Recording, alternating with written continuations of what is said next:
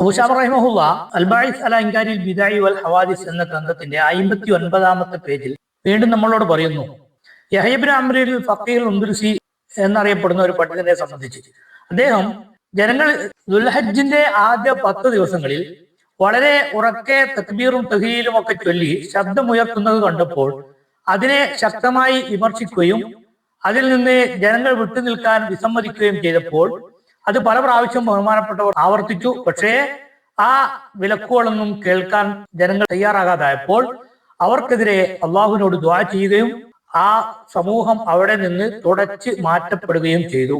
അഥവാ അള്ളാഹു നബി സല്ലല്ലാഹു അലൈഹി വസല്ലമ തങ്ങളും പഠിപ്പിക്കാത്ത സഹാബത്തുൽ കിറാമിന്റെ മാതൃകയില്ലാത്ത രൂപത്തിൽ വലിയ ഉച്ചത്തിൽ തക്ബീറുകളും തഹ്ലീലുകളും ചൊല്ലുന്ന ഒരു ഏർപ്പാട് കണ്ടപ്പോൾ അത് വിമർശിക്കപ്പെടുകയും അത് സ്വീകരിക്കാൻ തയ്യാറാവാത്ത ആളുകൾക്കെതിരെ ദുആ ചെയ്യുകയും ചെയ്ത പാരമ്പര്യമാണ് മുസ്ലിം സമൂഹത്തിന്റെ പൂർവ്വകാലത്തെ പണ്ഡിതന്മാർക്കുള്ളത് എന്നത് അബൂശാമ റഹിമഹുള്ള ഇതിലൂടെ നമ്മോട് വിവരിച്ചു തരുന്നു. വീണ്ടും ഈ ഗ്രന്ഥരചനയ്ക്ക് കാരണമായ സലാത്തുർ റഗായിബിനെ കുറിച്ച് അബൂശാമ റഹിമഹുല്ലാഹുവിന്റെ കാലഘട്ടത്തിൽ അഭിപ്രായ വ്യത്യാസവും തർക്കങ്ങളും ഉണ്ടായതിനെ കുറിച്ച് ചർച്ച ചെയ്യുന്നതിന്റെ ഭാഗമായി അബൂശാമ റഹിമഹുല്ല ഉദ്ധരിക്കുന്നു, ഈ ഹദീസ് വഈഫാണ് എന്നതുകൊണ്ട് നിസ്കാരം വിലക്കപ്പെടേണ്ടതാണ് എന്ന് പറയേണ്ടതില്ലല്ലോ. കാരണം ഈ ഹദീസിന്റെ അടിസ്ഥാനത്തിൽ കർമ്മങ്ങൾ ചെയ്യുന്നു എന്ന നിലക്കാണെങ്കിലല്ലേ വിലക്കപ്പെടേണ്ടതുള്ളൂ.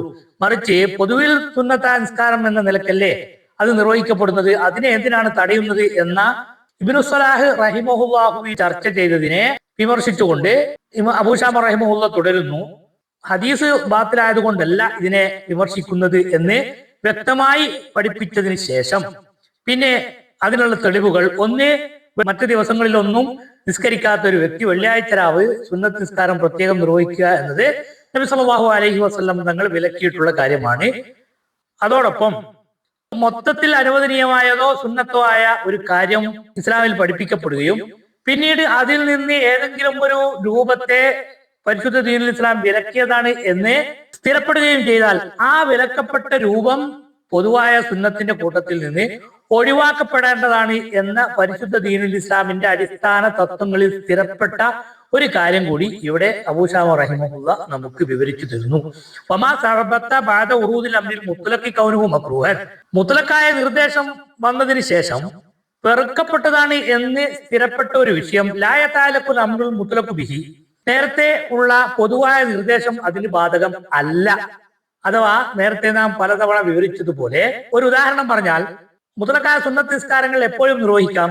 പക്ഷേ സുബഹി നിസ്കാരം കഴിഞ്ഞാൽ സൂര്യൻ ഉദിച്ച് 20 മിനിറ്റ് കഴിയുന്നത് വരെ മുത്തലക്കായ സുന്നത്ത് നിസ്കാരങ്ങൾ പാടില്ല എന്ന് സ്ഥിരപ്പെട്ട് കഴിഞ്ഞാൽ പിന്നീട് മുത്തലക്കായ സുന്നത്ത് നിസ്കാരങ്ങളിൽ പെട്ട നിസ്കാരം എന്ന നിലക്ക് നിസ്കരിച്ചുകൂടെ എന്ന് പറഞ്ഞുകൊണ്ട് ആ സമയത്തൊരു നിസ്കാരം നിർവഹിക്കാൻ പറ്റില്ല. അതുപോലെ മയ്യത്തിന് വേണ്ടി സദക്ക ചെയ്യുക എന്നത് മുത്തലക്കായ ഒരു തലബിൽപ്പെട്ടതാണെങ്കിലും മയ്യത്തിന്റെ വീട്ടിലോ മറ്റോ ആളുകളെ ഒരുമിച്ച് കൂട്ടി ഭക്ഷണ വിതരണം നടത്തുക എന്ന് പറയുന്നത് ബിദ്അത്താണ് എന്ന് സ്ഥിരപ്പെട്ട് കഴിഞ്ഞാൽ മുത്തലക്കായ സദക്ക പുണ്യകരമാണ് എന്ന് പറഞ്ഞ കൂട്ടത്തിൽ ഈ ഭക്ഷണ പരിപാടി ഉൾപ്പെടുത്താൻ പറ്റില്ല. ധാരാളം ഉദാഹരണങ്ങൾ അതിന് പറയാം. മൊത്തത്തിൽ സ്ഥിരപ്പെട്ട കാര്യമാണെങ്കിൽ പോലും ഏതെങ്കിലും നിലക്കൊരു വിരോധം നസ്സായിട്ടോ അതല്ലെങ്കിൽ പരിശുദ്ധ ദീനുൽ ഇസ്ലാമിന്റെ മറ്റ് പ്രമാണങ്ങളിലൂടെയോ സ്ഥിരപ്പെട്ട് കഴിഞ്ഞാൽ പിന്നീട് ആ സ്ഥിരപ്പെട്ട കാര്യം പൊതുവായ നിർദ്ദേശത്തിൽ പെടുത്തിക്കൊണ്ടും ചെയ്യാൻ പറ്റില്ല എന്ന അടിസ്ഥാന തത്വം കൂടി അബൂശാമ റഹിമഹുല്ല നമുക്കിവിടെ വിവരിച്ചു തരുന്നു. മുതാലിമീങ്ങൾ ഈ കാര്യം ശ്രദ്ധിക്കുന്നത് അവരവർക്ക് നല്ലതാണ്. നസ്സ അലൈഹി അയിമ്മത്തുനാ ഫീ കുതുബിൽ ഉസൂലി വഖററുഹു, ഈ കാര്യം ഉസൂലിന്റെ ഗ്രന്ഥങ്ങളിൽ നമ്മുടെ പണ്ഡിതന്മാരൊക്കെ വ്യക്തമായി പറയുകയും അതോർ അംഗീകരിക്കുകയും ചെയ്തിട്ടുണ്ട്. പിന്നെ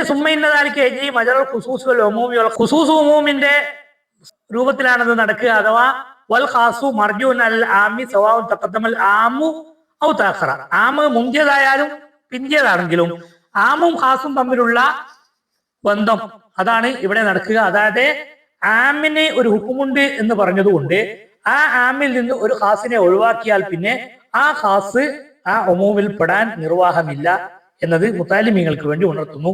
ലാ ഖിലാഫ ഫീഹി അലാ അന്നഹു ഖദ് തഖദ്ദമൽ ജവാബു അൻ ദാലിക അല്ലദീ ദക്കറഹു, ഇതിനെക്കുറിച്ചുള്ള വിശദീകരണങ്ങളൊക്കെ നേരത്തെ നാം നടത്തിയിട്ടുണ്ട്. അതുകൊണ്ട് അതിലേക്ക് ഇപ്പോൾ കൂടുതൽ പോകുന്നില്ല.